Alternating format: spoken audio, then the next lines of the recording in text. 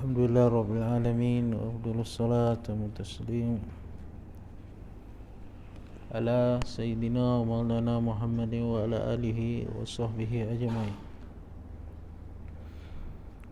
Subhanaka la ilma lana illa ma 'allamtana innaka antal alimul hakim. La haula wa la quwwata illa billahil aliyyil azim. Muliakan Tuan Pengerusi, Arwah Imam Bilal, Muslimin dan Muslimat.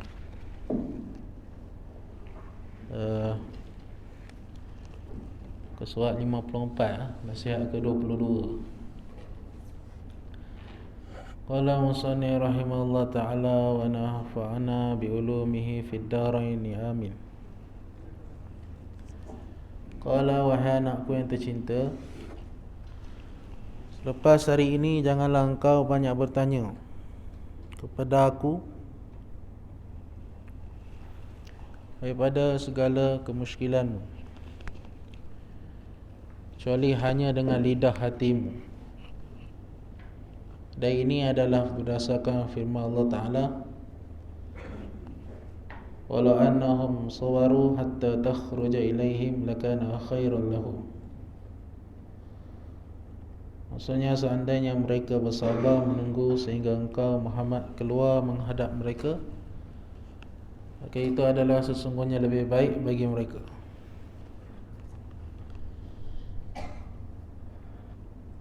Selepas hari ini janganlah engkau banyak bertanya kepada aku daripada segala kemusykilanmu.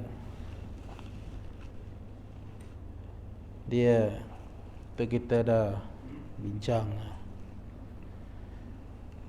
kalau mengenai bab yang berkaitan dengan ta'lim, pelajaran, maka tu tak apa bertanya. Tapi kalau mengenai dengan tarbiyah ataupun cara untuk kita membasmi hawa nafsu yang tidak dapat tidak, kita memerlukan seorang murabbi. Maka dalam perjalanan kerohanian tu memang kita tak kata tanya tu salah, jangan faham tanya tak boleh. Cumanya lebih baik kita banyak bersabar dengan kerenah guru. Apa yang dia buat, apa yang dia suruh tu, kalau atas jalan kerohanian, maka kita kena buat walaupun benda tu tak sesuai pun dengan kita, tapi sebab atas perintah, atas tarbiyah, maka tidak boleh diingkari selagi mana tidak bertentangan dengan syarak.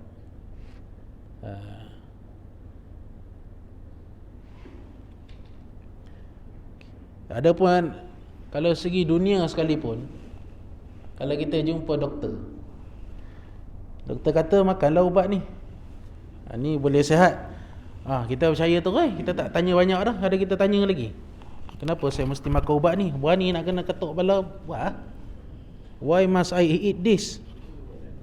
Kenapa saya nak makan ni? Ubat lain tak ada? Doktor tu dah hantar nak sudah. Itu doktor.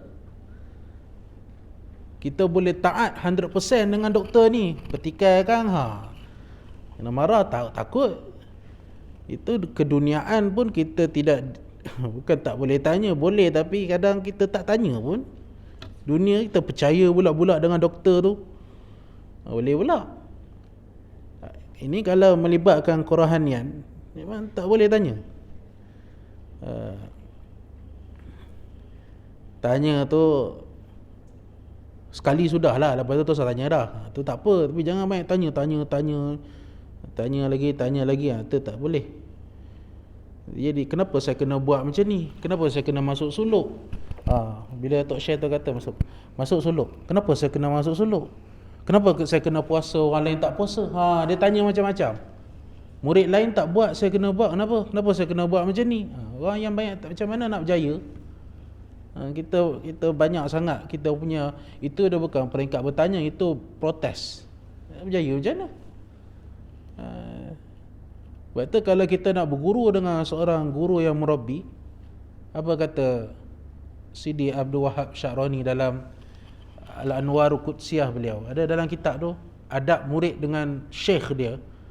Antaranya kita nak minta dididikkan hawa nafsu kita ni, mestilah kita betul-betul kita ni sebelum kita nak berguru dengan dia ni, betul-betul kita ada istikharah dah.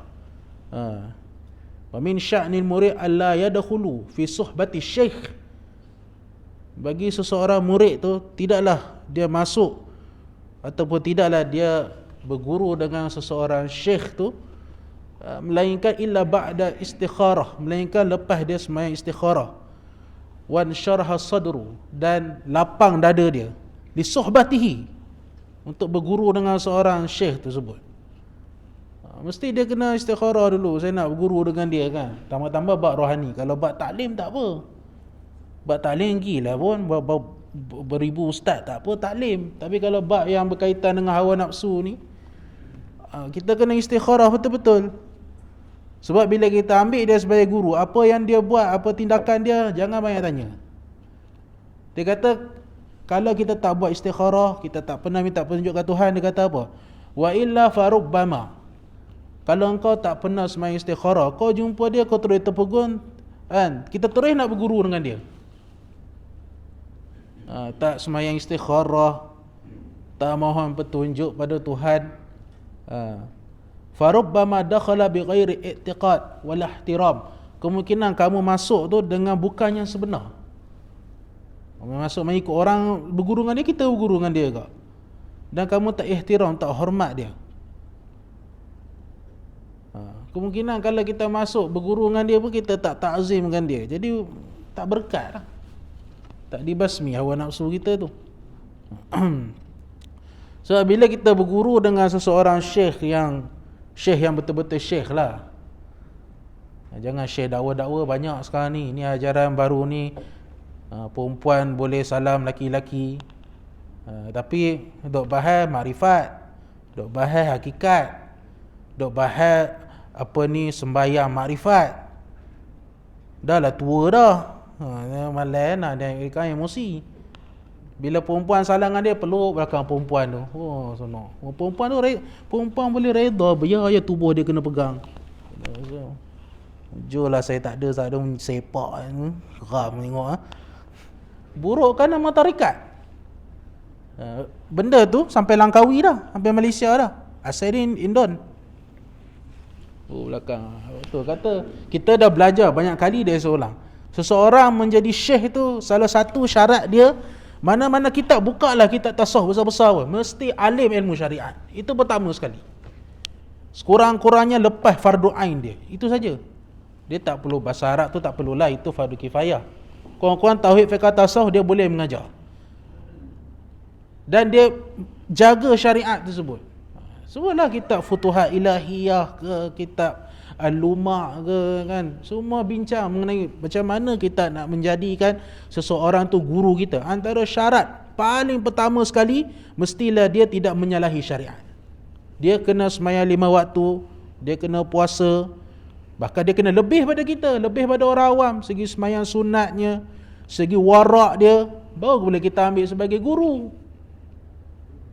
Betul saya cakap. Kalau tidak macam tu, merapu dana, ramai cakap tinggi-tinggi, pengikut ramai pula tu. Lepas tu bila majlis ijazah, boleh sentuh belakang perempuan. Kaum Hawa hati-hati.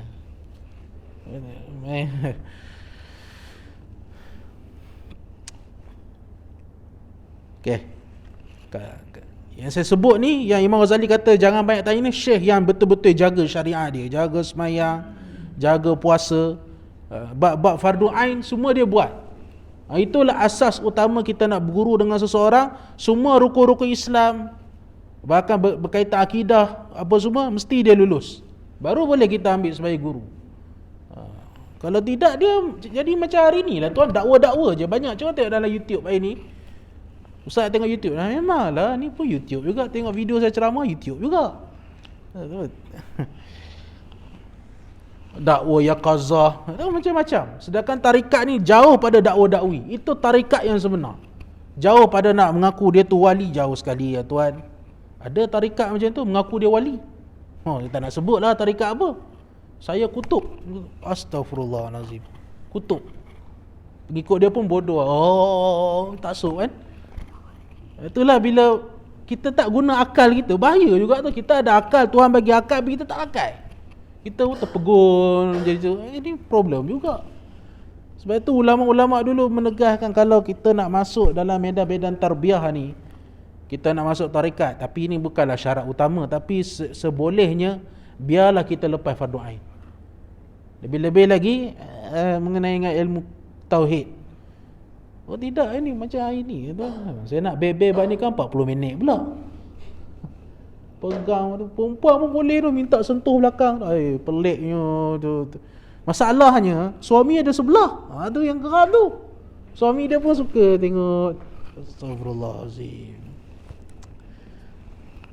Dia apa ni? Fitnah. Fitnah akhir zaman. Itulah banyak hari ni. Sebab apa jadi? Sebab tinggalkan belajar. Tak nak mengaji, tak nak belajar. Lagi dia lekeh-lekeh lah. Jadi dia kata, Imam Ghazali kata, jangan banyak bertanya kepada aku daripada segala kemusykilanmu, kecuali hanya dengan lidah hatimu. Lidah hati ni bukan hati ada lidah, maknanya perangai, perilaku lah. Lisanul hal afsahu min lisanil maqal. Lisanul hal ni maknanya teladan lah. Teladan tu lagi baik daripada percakapan. Jadi bila syekh tu memerintahkan kita supaya buat sekian-sekian, kamu kena beramal sekian-sekian, kita jangan cakap saya terima, kena buat sebab dia dah nampak dah. Ini syekh yang betul-betul syekh lah. Dia dah nampak kita punya.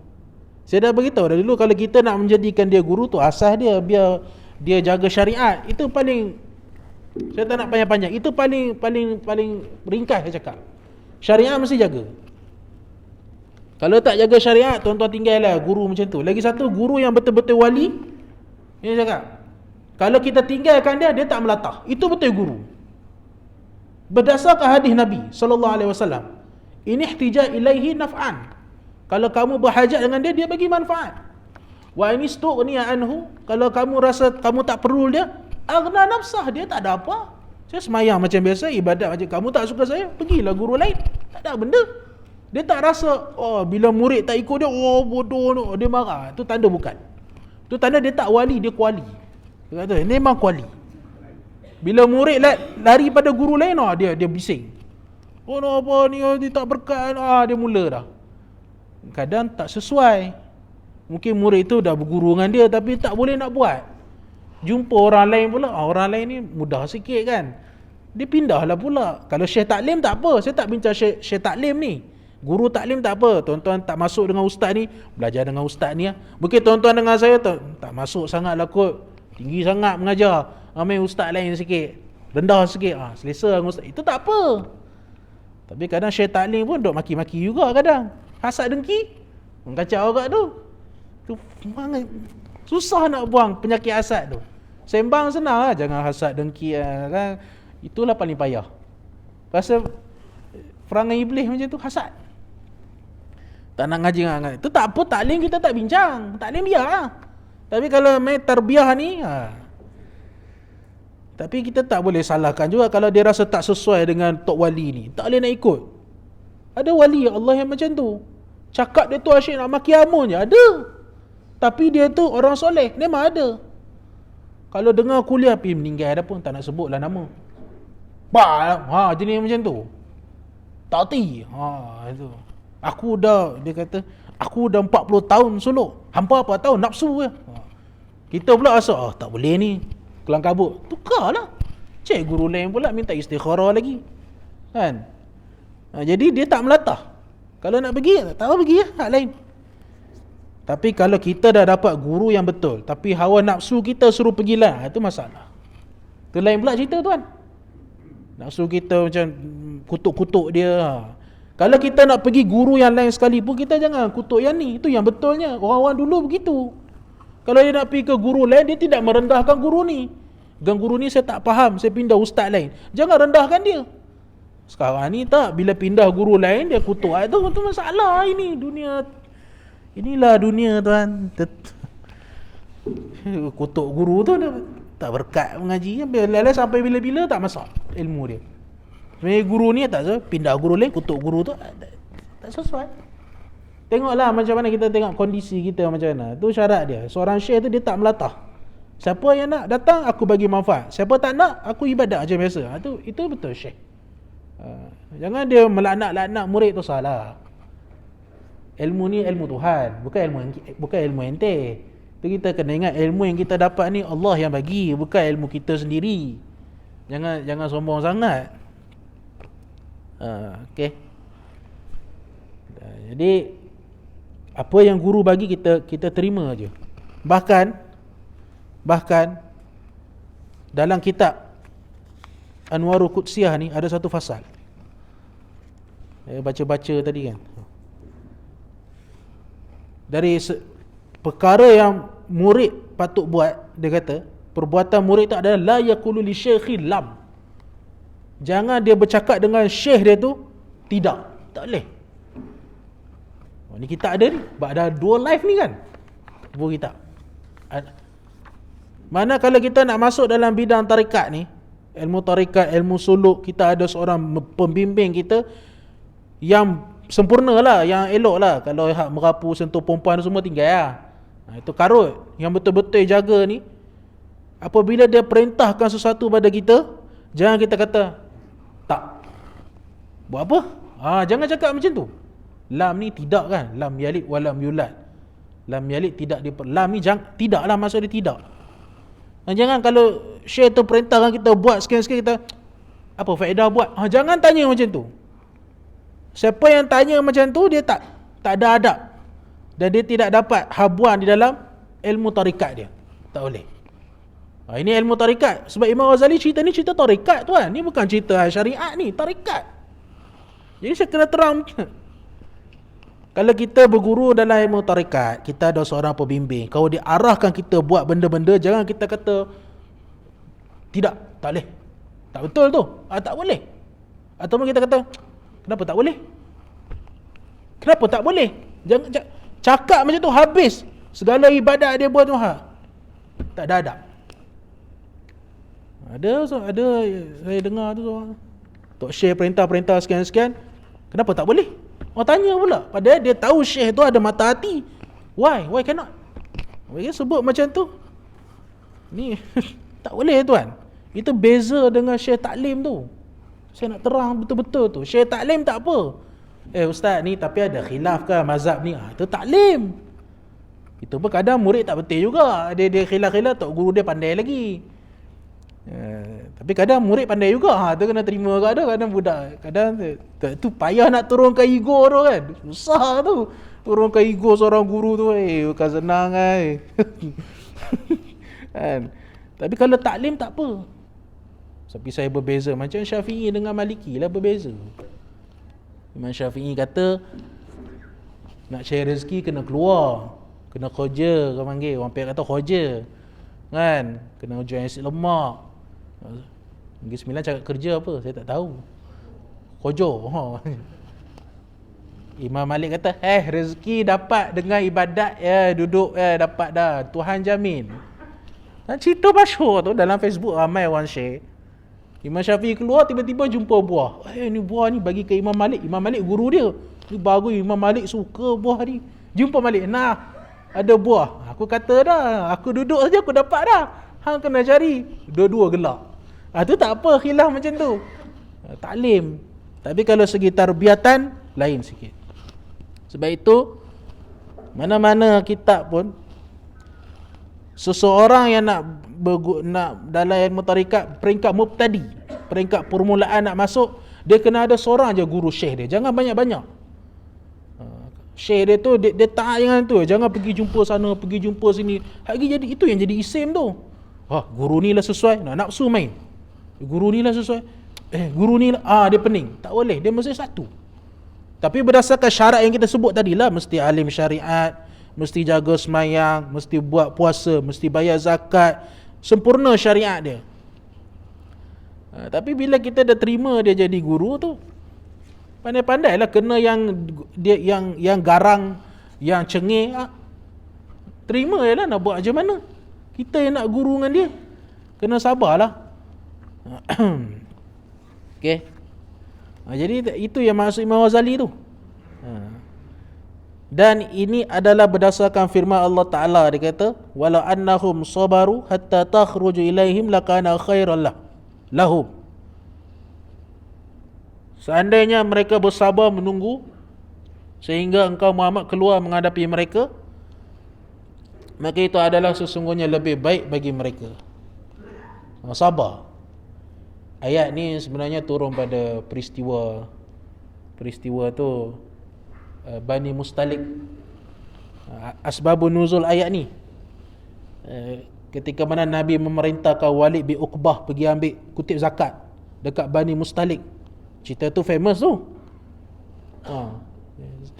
Waktu bila Walid bin Uqbah pergi ke Bani Mustalik ni, dia ingat sebenarnya ada cerita lah Bani Mustalik ni semasa jahiliah dulu memang adalah cerita sejarah lama tu, tapi mereka dah masuk Islam. Bila Walid bin Uqbah pergi, tengok mereka kumpul ramai-ramai. Jadi Walid bin Uqbah ingat mereka nak bunuh dia. Dia pun balik ke Madinah. Balik Madinah, dia kata kat Rasulullah mereka tak bayar zakat. Wah, Rasulullah mereka tak bayar zakat, mereka nak bunuh aku. Nabi naik angin lah. Itu asbabun nuzul ayat ni. Nabi naik angin, kemudian Nabi memerintahkan, saya ingat Khalid Al-Walid pergi cek tengok, betul ke perangai Bani Mustalik ni macam mana Walid cakap. Mereka nak bunuh Walid, mereka ni tak nak bayar zakat. Khalid Al-Walid pergi ya. Khalid Al-Walid pergi. Lepas tu dia sebelum nak pergi serang tu, dia itulah cerdik Khalid Al-Walid ni, dia hantar spy dulu pergi tengok penduduk Bani Mustalik tu kan. Tengok semayang, abang, azan, semayang 5 waktu. Lalu dia pun masuk, ni siapa nak bayar zakat ni, kami utusan Rasulullah. Dia ramai-ramai pula bayar. Tadi Walid bin Uqbah kata depa tak nak bayar zakat.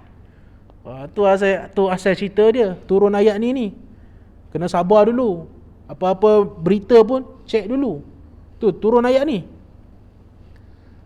Maka Nabi tahu sebenarnya Walid bin Uqbah ni dia sebenarnya itu pun nak kena hati-hati juga. Sebenarnya pengajaran, kata apa-apa nak buat pun siasatlah. Sebab lepas ayat ni yang turun ayat ya ayyuhallazina amanu in ja'akum fasiqun binaba'in fatabayyanu. Lepas pada ayat ni. Jadi adakah Walid bin Uqbah tu fasik? Itu persoalan dia. Sedangkan dia sahabat besar. Ulama jawab dia tak fasik, tetapi peristiwa tu Allah Ta'ala nak tegur perbuatan tu, jangan kita terlampau. Kita terus nampak orang ramai terus nak judge. Ni hari ni macam-macam kan, hari ni pun dah penyakit tu dah berlaku. Kita tak tahu apa punca tiba-tiba kita dapat video, ni betul tak betul, kita pun maki hamun orang tu kan, bodoh lah apa. Lalu bila tahu cerita sebenar, astagfirullah, kita yang salah. Berapa banyak jadi macam ni sekarang dekat Facebook, dekat YouTube, benda viral, kita tak tahu apa punca. Kita ingat orang tu lah yang salah, rupanya orang tu yang betul. Dah kita tak tahu cerita sebenar, kita pun maki dia. Tu Quran dah ajar lama dah, in ja'akum fasiqun binaba'in fatabayyanu. Ala Facebook semua ni fasik tuan. Banyak boleh buat perbuatan fasik. Jadi kita kena selidik dulu, jangan cepat-cepat komen. Itu pengajaran dia. Kan komen-komen kan menyesal pula, kita kutuk dia macam-macam. Jadi ulama kata Walid bin Uqbah jangan dituduh sebagai fasik. Itu berdasarkan kitab dalam Hasyiah Sawi Syarah Jalalain kata Walid bin Uqbah jangan dihukum fasik, tetapi apa yang Allah Ta'ala nak tegur, perbuatan fasik tu ada. Tak ada kena-mengena tiba-tiba nampak orang berkumpul ramai-ramai, dia pun nak bunuh aku, dia buat cerita. Dia jangan. Apa-apa sabar dulu, selidik dulu. Sedangkan Walid bin Uqbah ni waktu zaman Sayyidina Umar ke, dia jadi governor. Saya ingat di Basrah. Sahabat besar juga Walid Uqbah ni. Kita jangan kutuk-kutuk. Cuma zaman Osman tu dia kena pecat. Sebab Itu pun ada dua riwayat. Sirah ni kena tengok elok-elok tuan. Satu riwayat mengatakan dia minum arak. Dia minum arak, kemudian Osman sebat dia 80 kali. Itu satu riwayat. Lepas tu dia katakan dia sembahyang subuh 4 rakaat sebab dia mabuk. Tu dia kena jatuh. Lagi satu, dia sebenarnya satu riwayat dia mengatakan dia tak minum pun. Dia sumpah depan Osman, kata aku tak minum arak ni. Aku kena fitnah dengan orang penduduk kota Basrah tak silap. Depa fitnah aku. Osman kata tak apalah, aku buat je. Kan dia bercakap macam-macam, tak apa, aku lucuk jawatan. Aku sebat jugalah sikit-sikit supaya depa tak cakap banyak. Dia tak buat tu. Ada dua riwayat tu tuan. Kena tengok elok-elok benda Walid bin Uqbah ni. Jangan kita fasidkan sahabat Nabi. Tuan, kita jangan masuk. Jangan kita cerca sahabat-sahabat Nabi, walaupun Muawiyah, walaupun Yazid. Yazid anak Muawiyah, sebab zaman Yazid itulah kepala Husain tu kena pancung oleh Ubaidillah bin Ziyad. Bukan Ubaidillah bin Ziyad yang buat. Ubaidillah tu Gubernur Basrah tak silap ke Gubernur Kufah?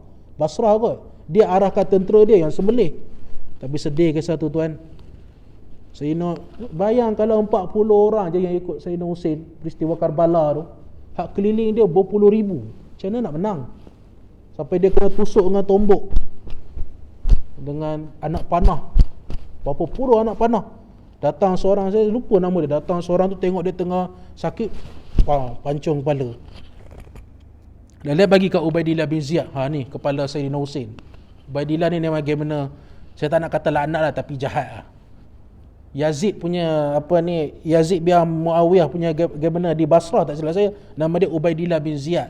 Akhir sekali Ubaidillah bin Ziyad juga kepala dia kena pancung. Tuhan balas balik. Ada orang serang dia, kepala dia kena pancung, hantar pada Imam Ali Zainal Abidin. Imam Ali Zainal Abidin ni anak pada Sayyidina Husain. Pancung ni kepala Ubaidillah bin Ziyad. Allah Ta'ala balas balik. Tu kata jangan benci Ahlul Bait. Sian tuan kisah Karbala tu, macam mana depa buat Ahlul Bait Nabi SAW. Lepas Sayyidina Husain wafat semua, depa suruh Ahlul Bait ni jalan daripada, saya ingat daripada Basrah sampai ke Syam, jalan kaki. Antaranya Imam Ali Zainal Abidin, anak dia. Antaranya, sedih lah, saya tak nak cerita lah, sedih. Kalau kita baca sejarah, memang betul-betul kita maki hamun Yazid. Betul tak guna Yazid bin Muawiyah. Tapi hadis-hadis Nabi kata jangan laknat orang. Selagi mana dia ahli kiblat, jangan kafir. Laknat ni kafir dah, dosa kafir dah. Tapi nak pakai geram, marah betul. Ahlul Bait Nabi dia pun buat macam tu, keturunan Rasulullah. Saya ingat ada riwayat lain mengatakan bila depa jumpa Yazid bin Muawiyah di istana dia, Imam Ali Zainal Abidin lah cakap, kami ni keturunan Rasulullah, kami ni bapa kami yang naik ke langit, bapa kami bawa fardu semayang, kami ni anak-anak cucu beliau, darah kami ni disucikan Allah. Dia ceramah Yazid, menangis Yazid tu sampai dia tak boleh tidur.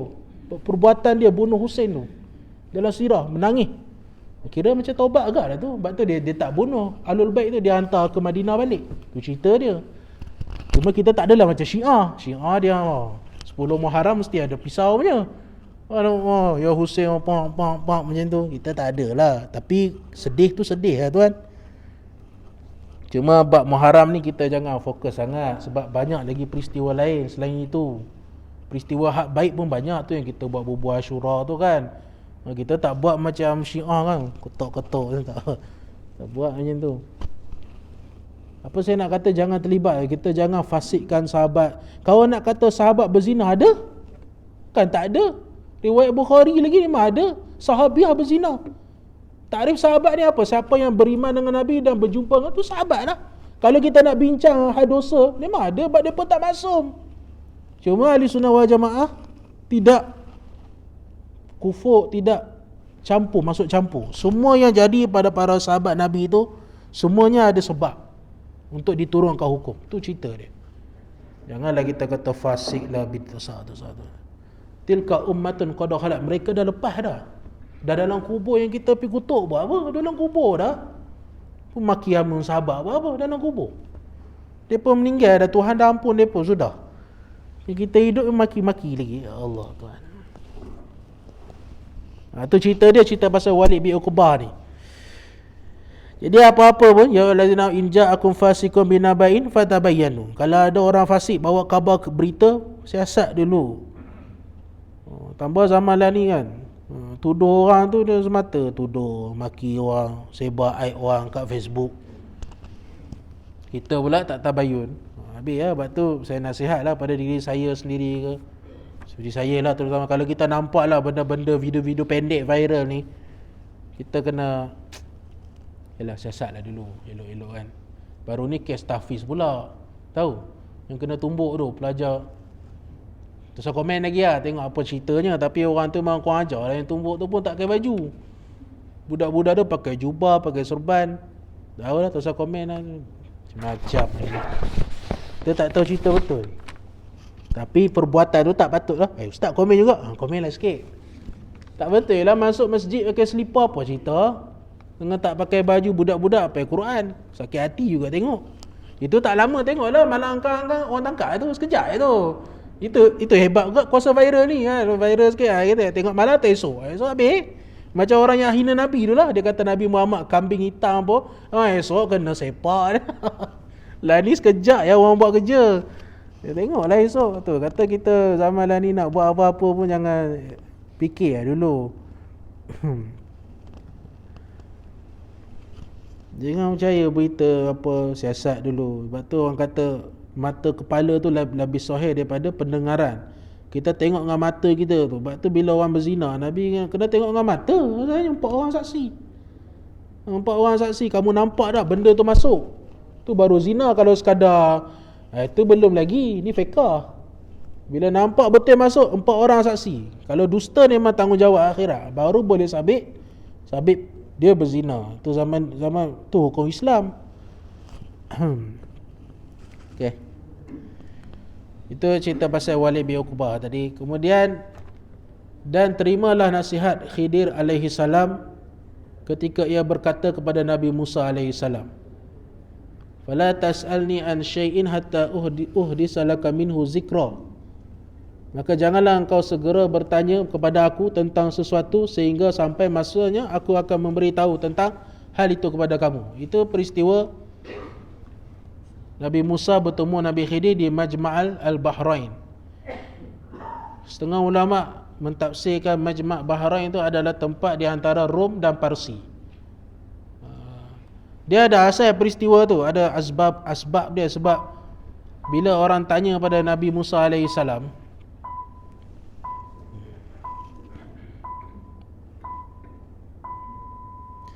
orang tanya Nabi Musa, fasuila ayyun nasu a'lam, siapa manusia yang paling pandai zaman sekarang?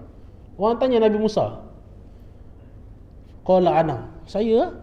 Nabi Musa kata, tu asal tu, minyak bagi dia. Saya. Fa'ataballah, Allah Ta'ala murka dengan Musa masa tu, pasal Musa mengaku dia paling pandai.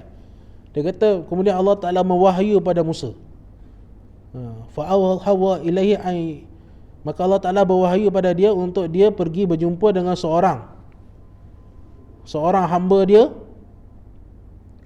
di 2 lautan, di antara 2 majma', 2 lautan bahar. 2 lautan itulah yang dikatakan ma'ul hayah, air kehidupan, yang saya dengar cerita tak tahu betul ke tak, sampai sekarang ahli sains cari di mana Majma' al-Bahrain ini tak jumpa. Sebab apa? Sebab bila minum air itu umur panjang. Sampai sekarang saya ini tafsir yang sebut ni Ibn Katsir ni, saya tak bawa tafsir orang kata kalau tafsir Jalalain ni dia lebih pada sifat 20. Okey, ni tafsir murid Ibn Taimiyah sendiri. Ma'ul hayah tu memang wujud di antara Majma' al-Bahrain. Sampai sekarang orang tak tahu di mana peristiwa Musa jumpa Nabi Khidir, tak tahu. Apabila Nabi Musa berehat, Nabi Musa masa dia nak jumpa Khidir, dia berteman dengan Yusha' bin Nur nama dia. Yusha' bin Nur ke Yusha'? Nama dia Yusha' lah. Yusha' tu jadi penunjuk jalan. Yusha' ni pula adalah murid Nabi Musa yang berkhidmat pada dia, yang selalu belajar dengan dia. Nama Yusha'. Masa dia pergi tu, dia bawa ikan sekali. Pergi kan, sampai dia dah sampai dah tempat tu. Ayat Quran ni, sampai-sampai tiba-tiba ikan yang mereka bawa tu hilang, masuk dalam lautan. Yang cara dia masuk dalam laut tu pelik, bukan cara ngesok, cara pelik. Itu yang bila Nabi Khidir dengan Yusha' tu bangun nak pergi teruskan perjalanan, baru Yusha' teringat ikan yang kita bawa tu dah masuk dalam lautan. Nabi Musa kata betul lah, situlah Majma' al-Bahrain. Pergi Patah balik tu baru nampak seorang laki-laki.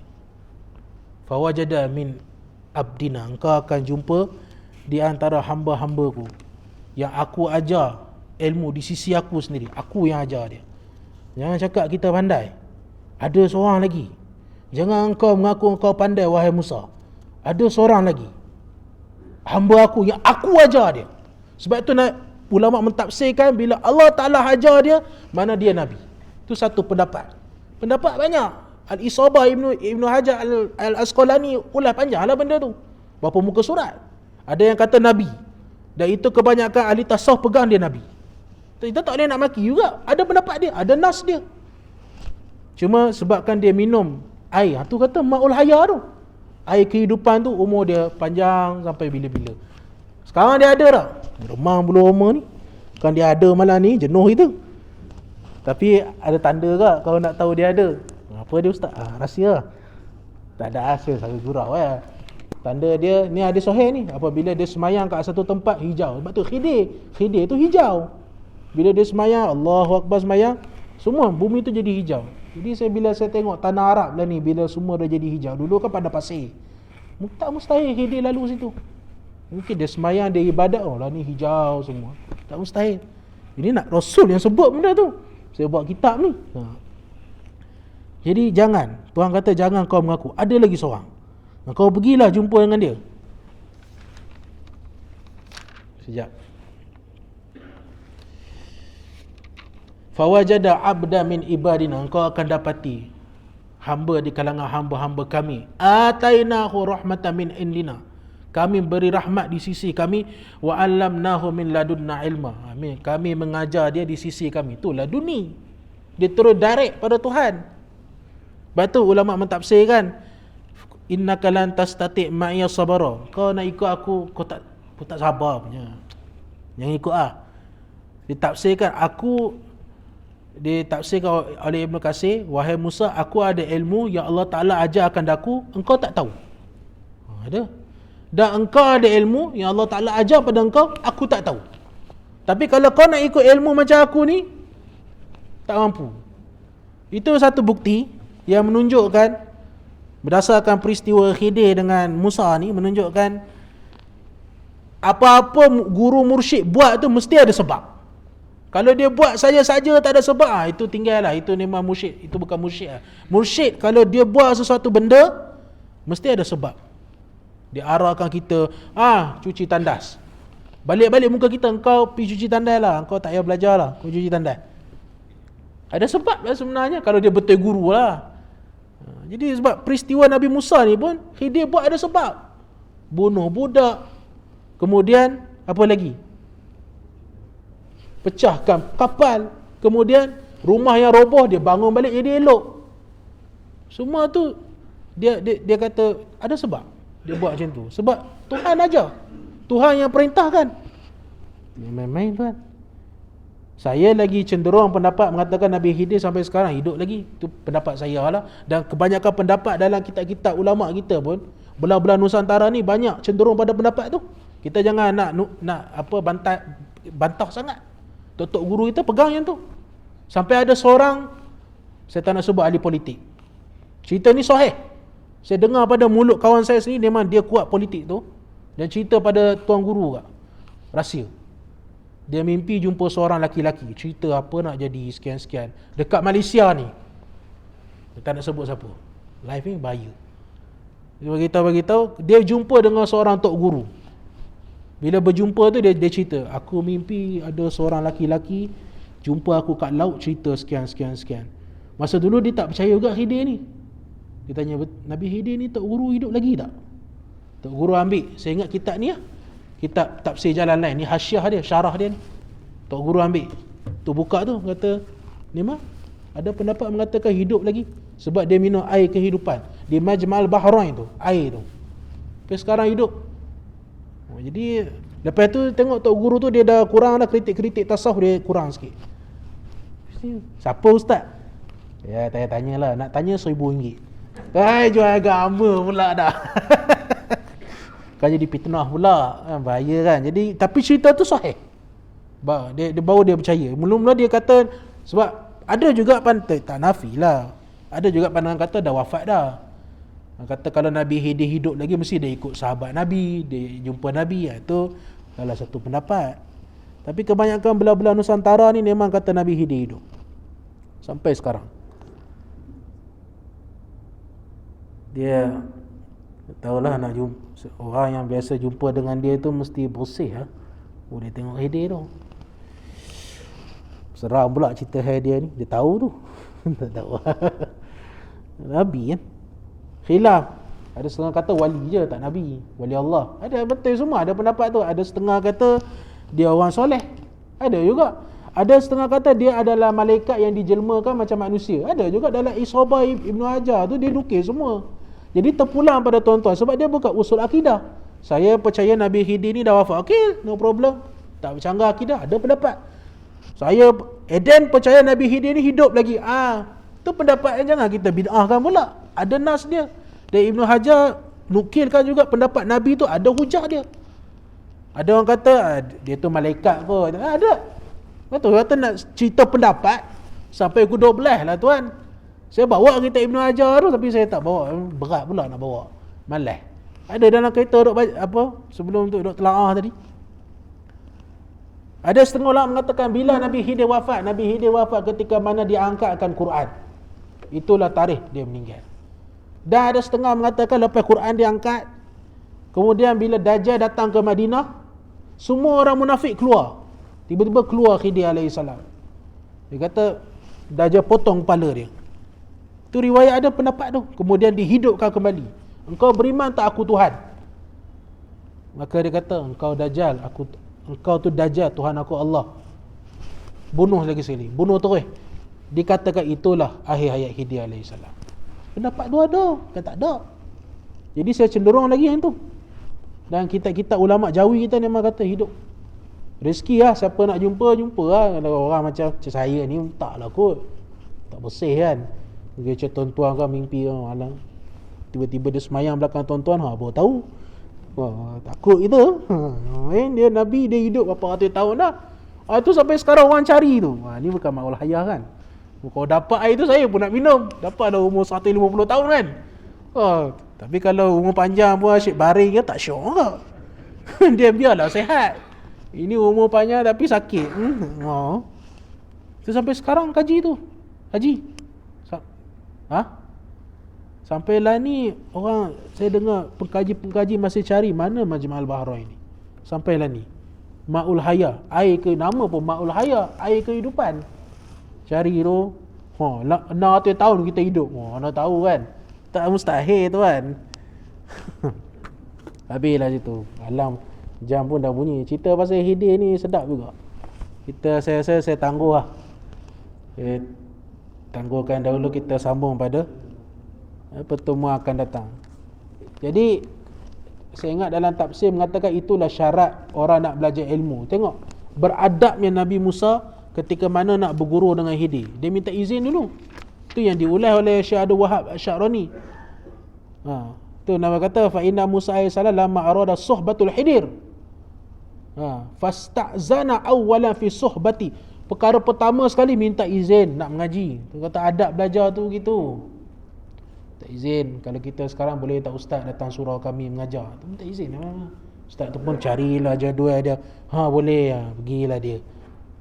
Tu adab baru dapat. Tapi syarat yang kedua apa dia kata? Allah yu'aridahu fi syai'. Jangan kau bantah apa aku buat. Itu syarat belajar tuan. Kita nak pergi mengaji dengan mana-mana ustaz, mana boleh bantah-bantah mula-mula. Kita bahasa Arab pun fa'il pun tak kenal, kita nak action pula.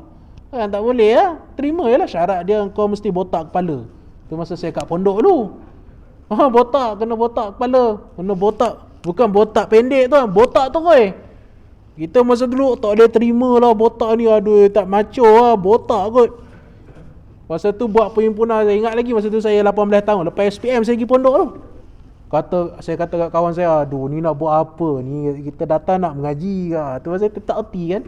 Tiba-tiba saya kena tarik keluar. Saya salah seorang kena keluar rambut panjang. Padahal panjang sikit je. Tak boleh, duduk pondok kena botak. Aduh reda je lah aku. Buka kopiah tu, cukur, sam.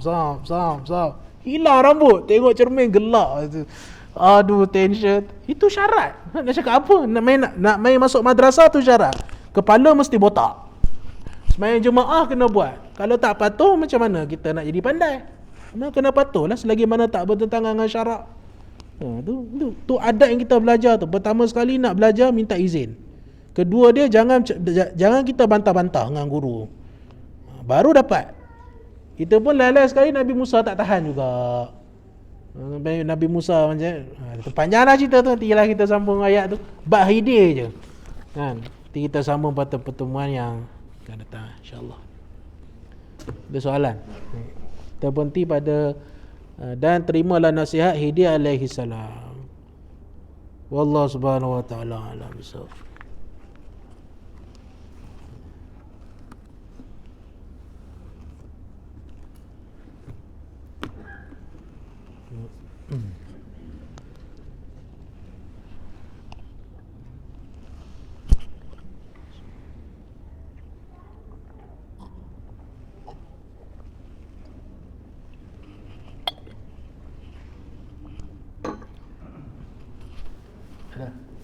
اللهم افتح علينا ودون الانبياء كما فتحت الانبياء كاولياء ونغفر لنا اخوانا الذين ولا تجعل في قلوبنا غلا للذين امنوا صلى الله على سيدنا محمد الى حضرة النبي ومشايخنا الفاتحة.